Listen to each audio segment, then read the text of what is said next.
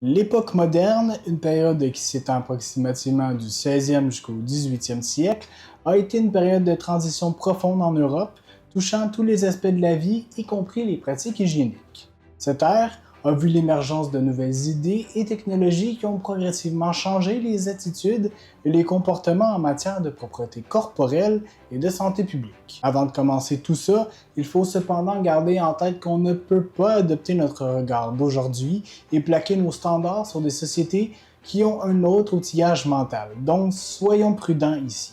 Par ailleurs, si le sujet vous intéresse, je vous invite chaudement à lire l'ouvrage de Georges Vigarello, Le propre et le sale, l'hygiène du corps depuis le Moyen Âge, ou encore celui de Alain Corbin, Le miasme et la jonquille, l'odorat et l'imaginaire social du 18e et du 19e siècle. Bon, maintenant que ça c'est fait, lançons cet épisode.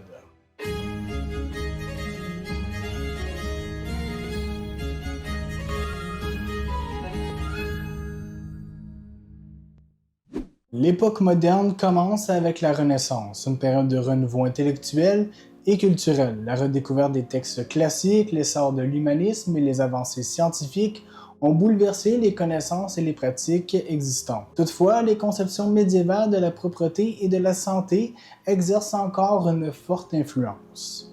Au début de cette période, les croyances religieuses et médicales traditionnelles dictaient souvent les pratiques hygiéniques. La théorie des humeurs, héritée de l'Antiquité, plus particulièrement d'Hippocrate, restait prédominante. Selon cette théorie, la santé dépendait de l'équilibre des quatre humeurs, le sang, le flegme, la bile jaune et ainsi que la bile noire dans le corps. Cette conception influençait non seulement les traitements médicaux, mais aussi les pratiques quotidiennes reliées à la propreté et à l'hygiène.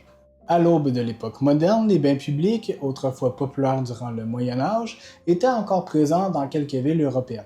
Toutefois, leur popularité a diminué au cours du 16e siècle, principalement en raison d'épidémies récurrentes de peste et des craintes associées à la transmission des maladies. On croyait que l'eau des bains pouvait ouvrir les pores de la peau, permettant ainsi aux miasmes et aux mauvais airs de pénétrer dans le corps et de provoquer des maladies. Ainsi donc, les gens ont commencé à éviter les bains complets. Les élites sociales en particulier ont privilégié le nettoyage à sec, utilisant des linges de corps en lin pour absorber la sueur et les impuretés. Le changement fréquent de chemise était perçu comme une pratique de purification efficace. Les lingettes humides, parfois parfumées, étaient utilisées pour se nettoyer les mains et le visage. En parallèle, la toilette sèche est devenue courante avec l'utilisation de serviettes et de linge pour essuyer le corps. Les parfums et les eaux de toilette, souvent élaborés à base d'herbes et de fleurs, servaient à masquer les odeurs corporelles.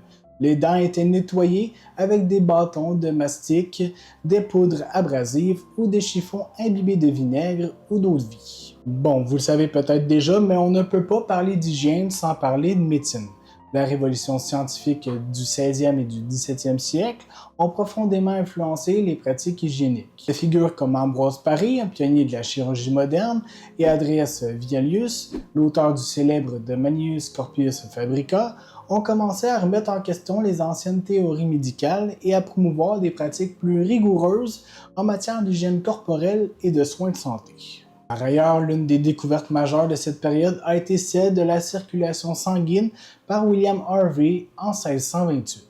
Cette découverte a contribué à une meilleure compréhension du fonctionnement du corps humain et de l'importance de maintenir une bonne hygiène pour préserver la santé.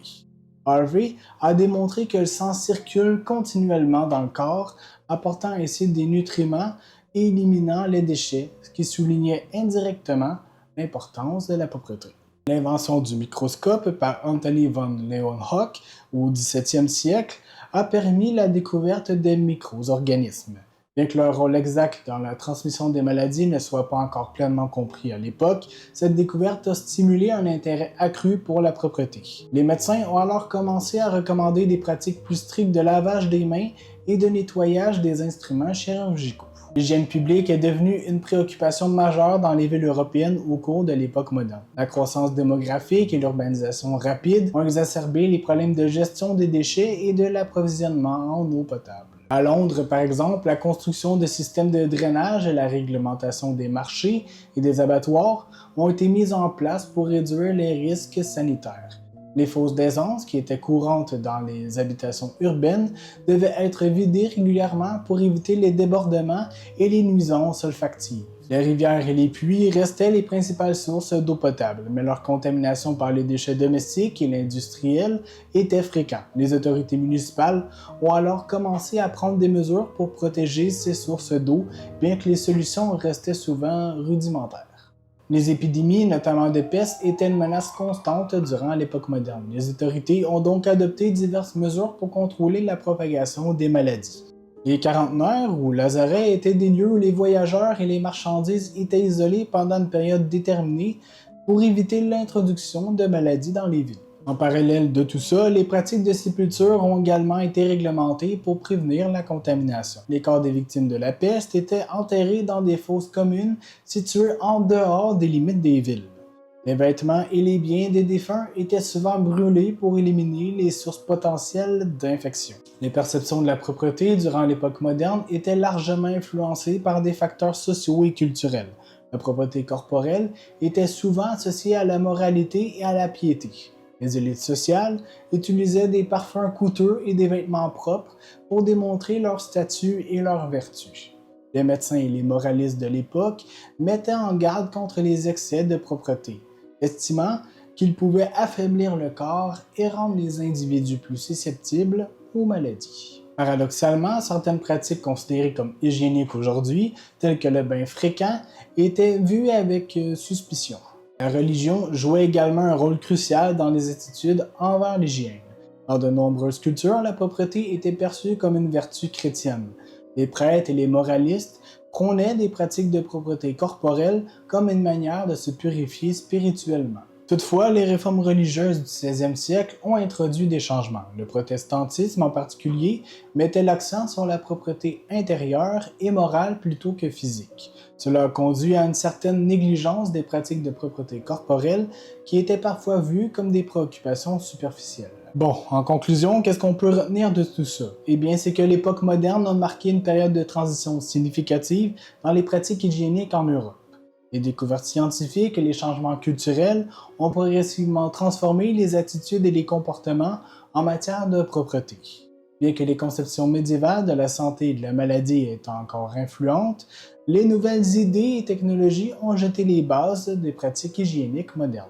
Cette période a également vu l'émergence d'une conscience accrue de l'importance de l'hygiène publique, bien que les solutions restaient souvent limitées par les connaissances et les ressources disponibles. Les avancées réalisées durant l'époque moderne ont néanmoins préparé le terrain pour les réformes sanitaires et médicales du 19e siècle qui ont finalement conduit à une amélioration significative des conditions de vie et de santé.